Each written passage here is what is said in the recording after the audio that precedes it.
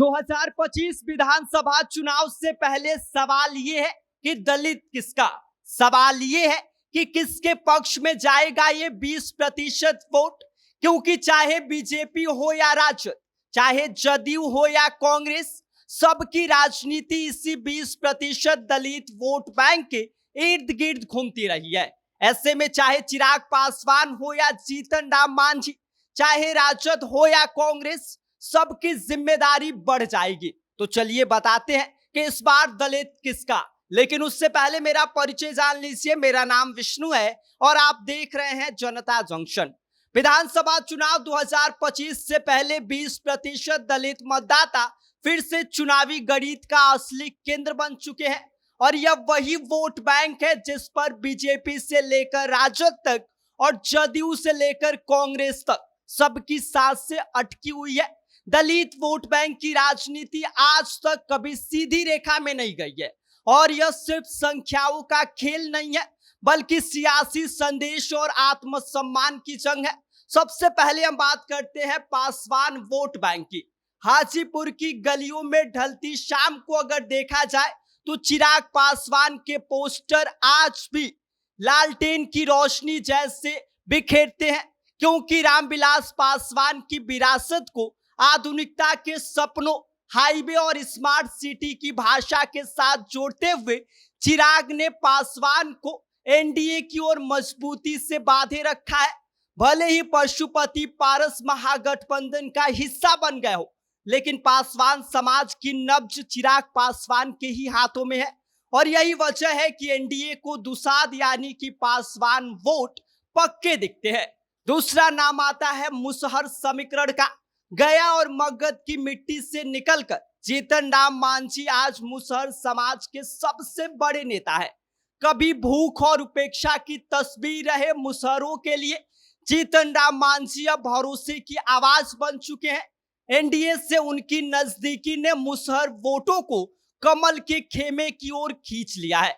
यानी कि दुसाध और मुसहर समाज दलित राजनीति की दो बड़े धाराएं हैं जो एनडीए को सीधा सहारा दे रहे हैं।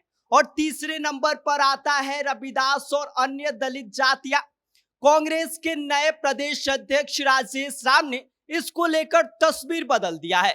जो रविदास समाज से आने वाले राजेश राम न सिर्फ पीढ़ी दर बदलाव का चेहरा है बल्कि कांग्रेस को दलित राजनीति में नई जगह दिलाने की कोशिश कर रहे हैं। लालू यादव की पुरानी यादें, गरिमा और सम्मान का नारा अभी भी रविदास बस्तियों में गूंजती है और यही वजह है कि रविदास, पासी और धोबी जैसी जातियों का रुझान महागठबंधन की ओर झुकता दिख रहा है। राजद और कांग्रेस वामपंथी दलों को यहां से बड़ा सहारा मिलने की उम्मीद है। ऐसे में अब हम बात करते हैं 2015 और 2020 से लेकर 2025 तक की।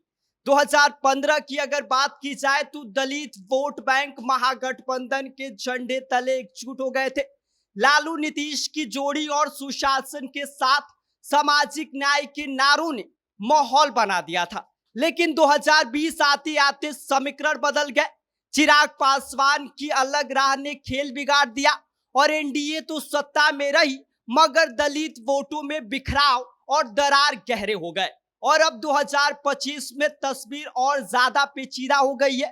पासवान और मुसहर समाज एनडीए की ताकत है जबकि रविदास और बाकी जातियां महागठबंधन का सहारा है।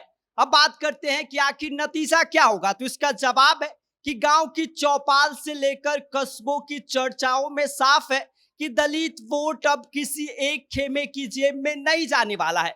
न तो 2015 जैसी पूरी एकजुटता होगी और न 2020 जैसी खींचतान, बल्कि इस बार का दलित वोट टुकड़ों में बटेगा मगर निर्णायक भूमिका में होगा। यानी कि 2025 का चुनाव सिर्फ सीटों का मुकाबला नहीं होगा बल्कि यह तय करेगा कि दलित राजनीति किस राह पर आगे बढ़ेगी। दिल्ली की सत्ता से जुड़ाव की राह या गरिमा और सम्मान की तलाश की राह। दलित किसका, इसका जवाब सीधा नहीं है बल्कि बिहार की राजनीति का सबसे बड़ा ट्विस्ट बनने जा रहा है। बाकी इस पूरी खबर पर आप क्या सोचते हैं, आपकी क्या राय है, आप हमें कमेंट कर सकते हैं। आप देख रहे हैं जनता जंक्शन। मेरा नाम विष्णु है।